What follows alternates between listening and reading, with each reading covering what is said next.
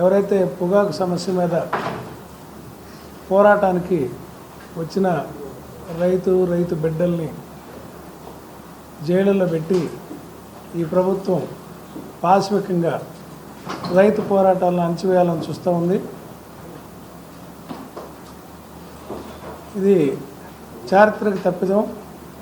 Telugu Desam party దీనికి మూల్యం చెల్లిస్తుందని ఈ సందర్భంగా తెలియజేస్తూ ఉన్నాం.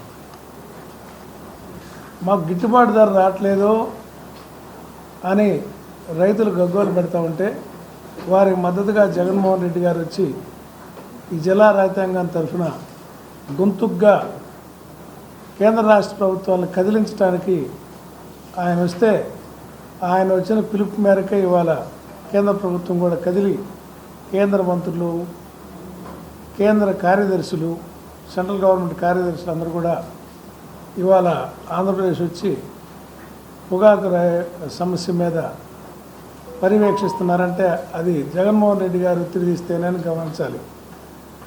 రైతుల కోసం నిలబడ్డ రైతు బిడ్డల్ని ఈరోజు జైళ్ళలో వేస్తూ ఉన్నారు. ఇవాళ మేము పలకరించడానికి జైలుకి వెళ్తే అక్కడ మా వాళ్ళు చెప్తుంది 220 మంది జైల్లో ఉంటే 200 మంది వైఎస్ఆర్ పార్టీ కార్యకర్తలన్నా అని చెప్తా ఉన్నాను. అంటే జైళ్ళు అన్నీ వైఎస్ఆర్ పార్టీ కార్యకర్తలతో నిండిపోతూ ఉన్నాయి.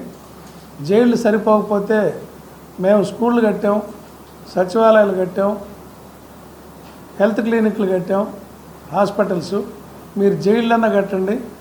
ఈ 4 ఏళ్ళు మీ పాశవిక చర్యలతోటి మీ పాశవిక ఆనందం కోసం వైఎస్ఆర్ పార్టీ కార్యకర్తలు వేల మందిని మీరు అరెస్ట్ చేసి మీరు అణిచివేయాలనుకుంటారేమో. జైళ్ళని పెంచుకోమని సందర్భంగా తెలియజేస్తూ ఉన్నాం. ఇది గుర్తెరగాలి.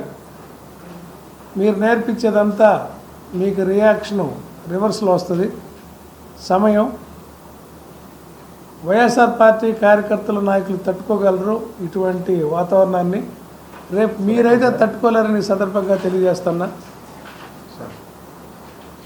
ఇది ప్రభుత్వ చర్యని పూర్తిగా వ్యతిరేకిస్తూ ఈరోజు మా పార్టీ రిలీజ్ చేసిన వెన్నుపోటు చంద్రబాబు నాయుడు గారు గత సంవత్సరంగా కాలంగా ప్రజలకు ఇచ్చిన హామీలను ఏ విధంగా వెన్నుపోటు పొడిచింది పుస్తక రూపంలో ఆవిష్కరించడం జరిగింది.